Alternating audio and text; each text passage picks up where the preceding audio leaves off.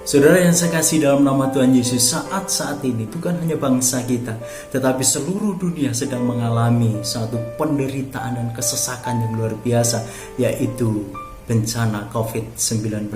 Dan ini mau tidak mau merenggut semua aspek kehidupan kita. Banyak saudara-saudara kita yang kemudian di PHK. Banyak orang-orang kita yang menjerit oleh karena kampung tengah ini tidak terisi. Banyak dari saudara-saudara kita yang kemudian terhimpit oleh karena hutang dan lain sebagainya.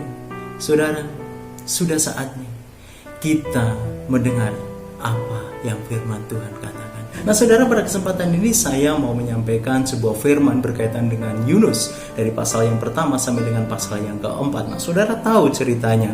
Nah ketika Allah mengutus Yunus untuk pergi ke kota Niniwe pada waktu itu, atau ke bangsa Niniwe pada waktu itu, Yunus melarikan diri dari Allah. Karena apa?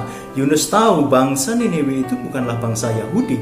Dan pada waktu itu dia melarikan diri ke Tarsis melalui pelabuhan Yafo dan naik kapal. Nah pada waktu itu saudara, Allah tidak berkenan dengan perilaku Yunus ini, dan kemudian Allah mendatangkan badai terhadap kapal itu. Dan ini ceritanya, pada waktu itu nahkoda membuang undi dan Yunuslah yang kena undi.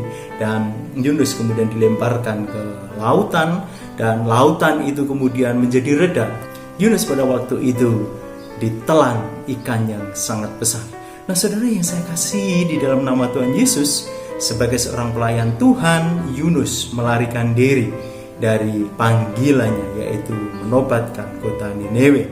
Pasal yang kedua mengatakan, dalam kesesakanku aku berseru kepada Tuhan dan ia menjawab aku.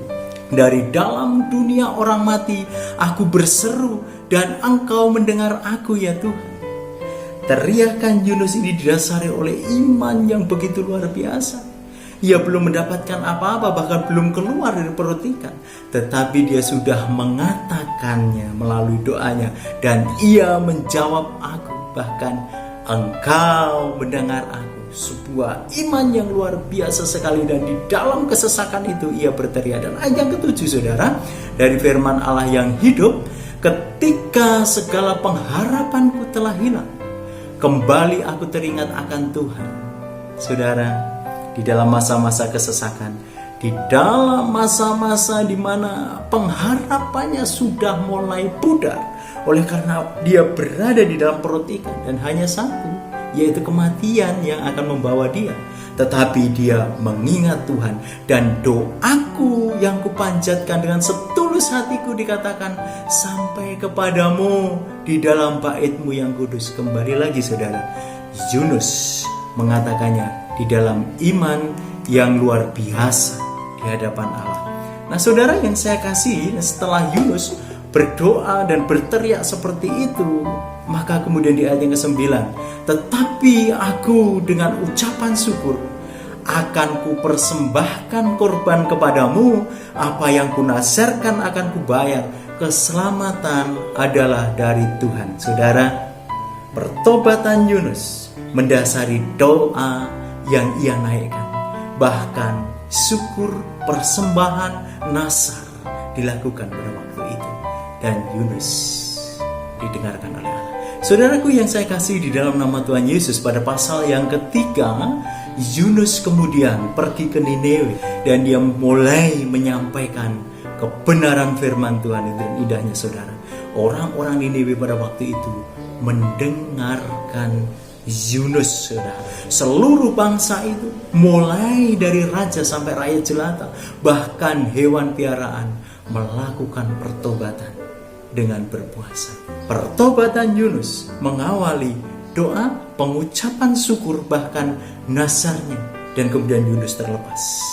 Dan di pasal yang ketiga jelas kita lihat pertobatan bangsa itu, mulai dari raja sampai rakyat jelata, bahkan sampai hewan piaraan, melalui puasa dibebaskan oleh Allah, terlepas dari segalanya.